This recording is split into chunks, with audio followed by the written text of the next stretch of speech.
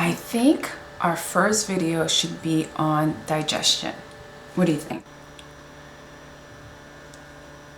Digestion? Really? That's what we're going to talk about? Well, it's good to go over the basics. You know, sometimes we forget and it gives us an appreciation for it. Do you even know what digestion is? Of course, I know what digestion is. We eat food. We all do it. We should know what it is. Let me tell you. This is how it goes. First, you put the food in your pie hole. Now, wait. It's only a pie hole if you're eating pie. If you're eating a donut, it's a donut hole. That's right. Okay, anyway. You put it in your mouth. You chew it a few times. And it goes down your gullet, down to your stomach, gets in some liquid, down to your colon. And about 3 or 4 days, you go to the bathroom. You sit there for about 45 minutes or so. You start to sweat a little bit. Do you sweat? Maybe it's just me. And then you get this poop. Voila, it's poop. Hopefully it's brown, but it's poop. Okay, well, thank you for that. But, well, thank you. It's a kind of a rough description on what digestion is. So let's get a little deeper, okay? Maybe you'll learn something. So let's say you choose to eat a hamburger. Let's just say a cheeseburger. So you choose the burger because it has all the micronutrients you would need. It has the carbohydrates in the form of the bread. It has protein in the form of the animal meat. And it has fats in the form of the mayo or the cheese. Okay? So do you realize that digestion actually starts even before you put anything in your mouth? The sight and the smell of the food actually gets our system going. We start to salivate to get ready for the food that's going into our mouths. So now once you take that bite of food, you actually have 3 salivary glands that starts squirting out saliva, right? We have the mandibular gland, the parotid gland, and the sublingual. So it starts to coat your mouth and coat the food as you chew. And within the saliva, there's actually an enzyme called amylase. And the amylase starts breaking down your carbohydrates. And that's the first nutrients that starts breaking down, and it happens in your mouth. So now you have 2 systems are in play now. We have mechanical and chemical. So mechanical in the form of chewing with your teeth and your mouth and your tongue moving the food around. And we have the chemical in the form of enzymes that's breaking down the food at the same time. A good way to stimulate your salivary glands is by eating foods like kimchi, which is a probiotic. So it increases your salivation, which increases nutrient breakdown, which leads to healthy digestion. So now these 2 systems, mechanical and chemical, are going to be consistently used throughout the whole digestion process. But now the food, the burger, mixed with saliva, now known as a bolus, is traveling down the esophagus. Now the esophagus is made up of smooth muscle and is contracting, moving the bolus down, also continuing the mechanical breakdown of the food. And in your esophagus, you start releasing mucus, which helps lubricate the esophagus and facilitate the travel of the bolus. Now at the end of the esophagus, the bolus is going to go through a doorway known as the LES, lower esophageal sphincter. As soon as that bolus reaches the stomach, the lining of the stomach start releasing highly acidic chemicals to kill any bacteria or parasite that could have been in the food prior to eating. Remember the time at the family picnic when you ate Aunt Mo's potato salad? Aunt Mo's special potato salad. Don't remind me. Oh my God. Well, we have a defense against that.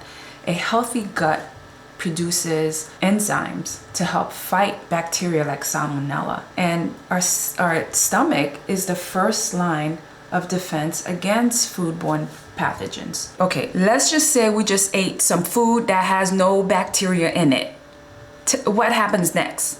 So now let's go back to our bolus. So now that the bolus has reached the stomach, our stomach lining is going to start releasing pepsin, which is another enzyme. Now, pepsin starts breaking down the protein. So all this time, first we broke down the carbohydrates in our mouth. Now it reaches the stomach. Now the chemical breakdown of the protein, of that animal protein we ate, is going to start breaking down. The stomach also releases gastric lipase, which also starts the breakdown of the fats. So now, when the food is mixed with the gastric juices, gastric enzymes, it's now known as chyme. C-H-Y-M-E, chyme. So just think of your stomach almost like powerful blender, like a Blendtec or a Vitamix.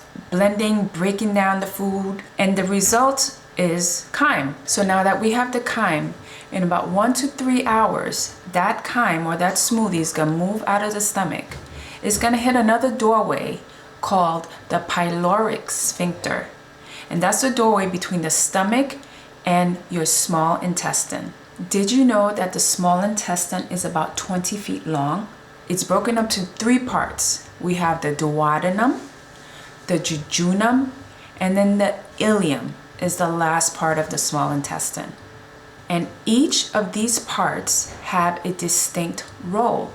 So now that the chyme has reached the first part of the small intestine, known as the duodenum, the pancreas start releasing pancreatic lipase into the intestine. And this is where we start breaking down the fats. The gallbladder also starts releasing enzymes to further break down the fats. So fat breakdown, or the digestion of fat, doesn't really start until about 3 to 4 hours after you've eaten something. But wait, what happens if you don't have a gallbladder? So bile actually helps transform dietary fats into a substance that our body could use. It helps transform it to a water-soluble substance that can be absorbed into the bloodstream. So if we cannot break down fats, especially those good fats that we need health-wise, we won't be in a good place. While there's a little bit of fat breakdown in the mouth with lingual lipase, most 99% of the breakdown of fats happen in that first part of the small intestine, in the duodenum. So if you have an impaired duodenum, it equals impaired fat digestion. If you have impaired gallbladder, that equals impaired fat digestion. And impaired fat digestion can lead to complications. So now once the enzymes in the duodenum, when it starts breaking down, working its magic, breaking down those fats, they break them down to their components of fatty acid and glycerol. Proteins are further digested by the secretion of trypsin and chymotrypsin. Now, proteins are broken down to its lowest component, which is peptides and amino acids. Now, the liver starts secreting its own enzymes to break down more of the carbohydrates. So, the carbohydrates are broken down into simple sugars known as glucose, fructose, and galactose. Now, these are the simple sugars that we need for energy. They feed our cells.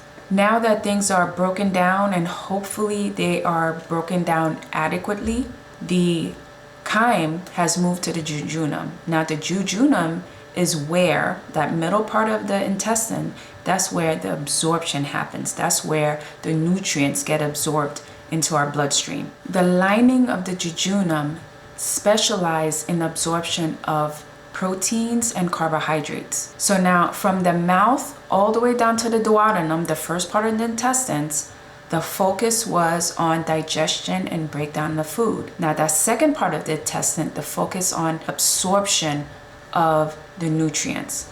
So now the ileum, that third segment of our intestine, also has the role of absorbing nutrients. It will absorb vitamins like B12 and bile salts and any other nutrients that was not absorbed in the jejunum. So now that chyme, a depleted chyme that should be, all the nutrients should be already absorbed, is moving into the large intestine or the colon. Now the colon is primarily where fiber is being absorbed. And fiber helps promote bacterial growth in the intestine, which helps support our immune system. Fiber is very important in the diet. The colon is also the place where water and electrolytes are reabsorbed into the bloodstream.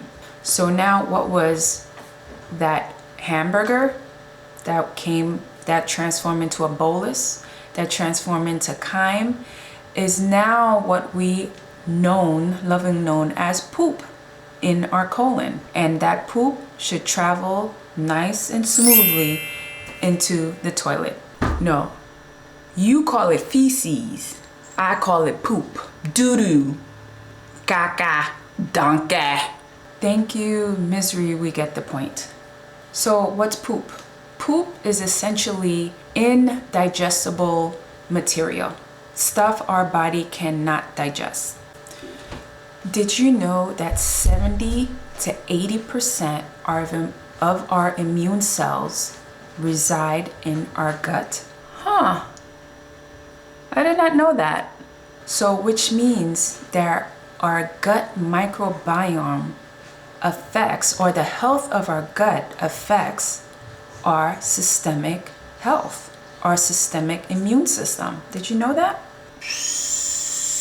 So what was the whole point behind this? The whole point of reviewing how digestion works, knowing the amount of work and specialization, and knowing how much our body has to, what our body has to do to break down food.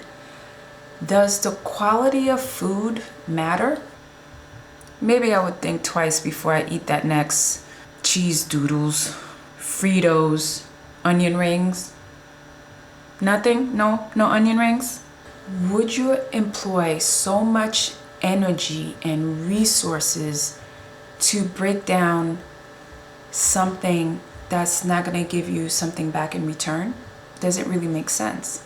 Well, that's all for today. Thank you so much for being here with me and reviewing some foundational concepts of digestion.